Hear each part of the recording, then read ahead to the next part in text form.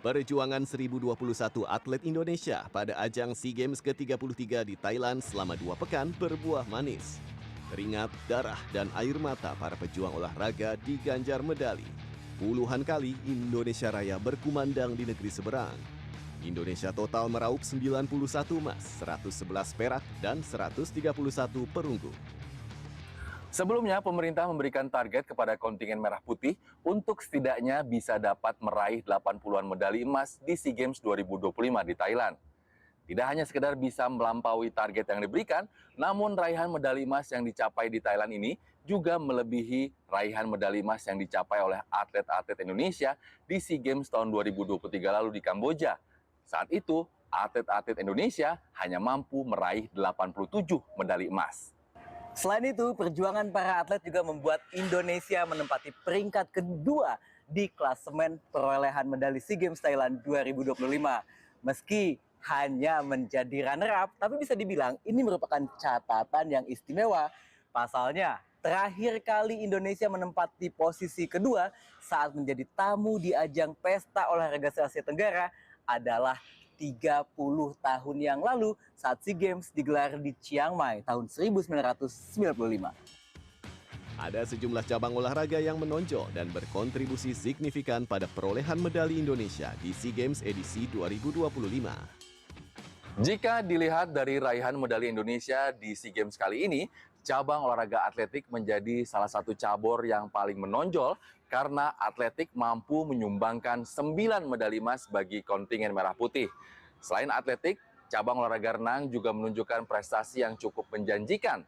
Walau hanya meraih 3 medali emas, namun di ajang SEA Games ini muncul talenta baru Jason Donovan Yusuf, perenang yang baru berusia 18 tahun namun sudah mampu menyumbangkan 2 medali emas bagi Indonesia. Sementara dari cabang olahraga sport climbing, Indonesia menunjukkan bahwa dominasi Indonesia tidak hanya saja di nomor speed, namun di nomor lead putra dan putri, atlet-atlet sport climbing Indonesia juga mampu mendominasi perolehan medali emas di SEA Games 2025 di Thailand. Cabang olahraga bulu tangkis khususnya di sektor putra juga tampil menonjol dengan raih 3 emas di nomor beregu putra, tunggal putra, dan ganda putra. Tidak hanya panen medali, sejumlah cabang olahraga juga catatkan rekor baru.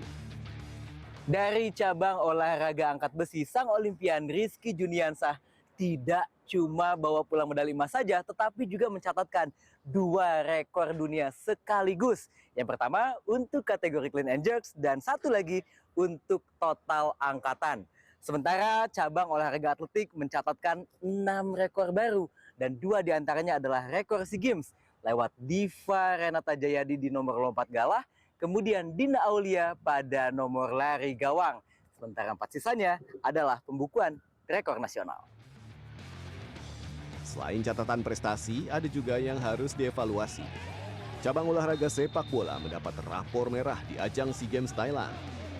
Untuk pertama kalinya sejak SEA Games digelar di Vientiane tahun 2009, tim nasional sepak bola putra Indonesia tidak lolos fase grup. Skuad asuhan Indra Syafri menderita 1 kali kekalahan atas Filipina dan menang sekali atas Myanmar. Namun 3 poin dari Myanmar nyatanya tidak cukup untuk membuat Indonesia lolos ke babak semifinal. Hasil ini tentu mengecewakan karena Indonesia datang ke Kamboja dengan status sebagai juara bertahan. Sementara dari sisi penyelenggaraan, SEA Games Thailand yang digelar di 2 klaster yaitu Bangkok dan Chonburi cukup rapi, meski ada sejumlah catatan. Ada kontroversi yang juga tercatat di SEA Games 2025 di Thailand. Ketegangan politik antara Thailand dan Kamboja yang berujung perang menyebabkan Kamboja memutuskan untuk menarik semua atletnya dari ajang SEA Games tahun 2025 dengan alasan keamanan. Terlepas dari itu semua, SEA Games Thailand mencatat sejarah prestasi bagi kontingen atlet Indonesia. Meski begitu, kita tidak boleh besar kepala karena sejatinya SEA Games adalah sasaran antara.